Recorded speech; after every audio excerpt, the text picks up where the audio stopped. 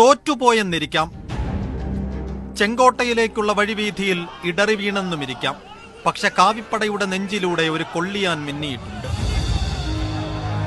പതറാത്ത പാദവും ചിതറാത്ത ചിത്തവുമായി ഒരു 53കാരൻ നടന്നുപോയ വഴികളിൽ ബാക്കിയായ അടയാളക്കല്ലുകളാണ് ഈ തെരഞ്ഞെടുപ്പിന്റെ നിറമുള്ള കാഴ്ച.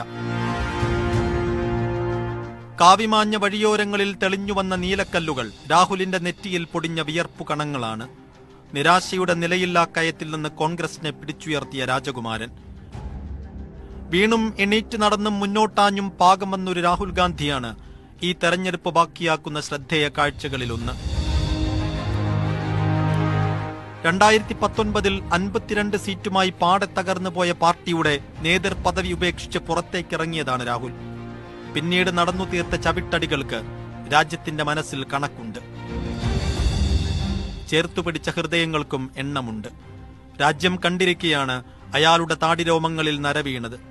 അനക്കങ്ങളിൽ, നോട്ടങ്ങളിൽ, വാഗ്വിലാസങ്ങളിൽ പുതുക്കിപ്പണിത് പൊളിച്ചു വാർക്കപ്പെട്ട ഒരു നേതാവ് ഉയരെടുത്തതും കൺമുന്നിലാണ്. അപ്പുറത്തൊരാൾ വിഭജനത്തിന്റെ കാഷായ വസ്ത്രവുമായി രാഷ്ട്രീയ തീർത്ഥാടനത്തിനിറങ്ങിയപ്പോൾ രാഹുൽ ഇരുൾ വീണ വഴികളിലൂടെ വെളിച്ചം വിതറി. അപ്പുറത്തൊരാൾ താൻ ദൈവത്തിന്റെ ദൂതനാണെന്ന് വീമ്പു പറഞ്ഞപ്പോൾ താൻ ജനങ്ങളുടെ കാവൽക്കാരനാണെന്ന് രാഹുൽ വിളിച്ചു പറഞ്ഞു. വെറുപ്പിന്റെ കമ്പോളങ്ങളിൽ വലം കൈയിൽ ഉയർത്തിപ്പിടിച്ച ഭരണഘടനയുമായി രാഹുൽ ആളക്കൂട്ടി.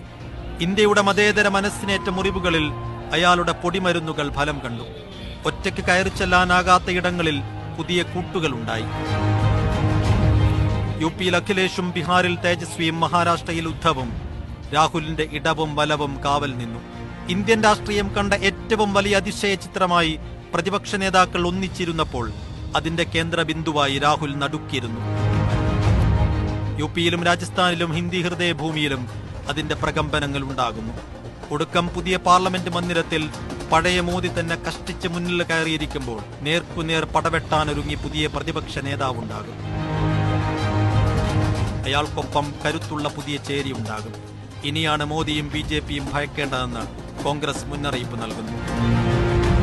കാത്തിരിക്കാം ഇന്ത്യ കമ്പനിയുടെ പുതിയ കളികൾക്കായി.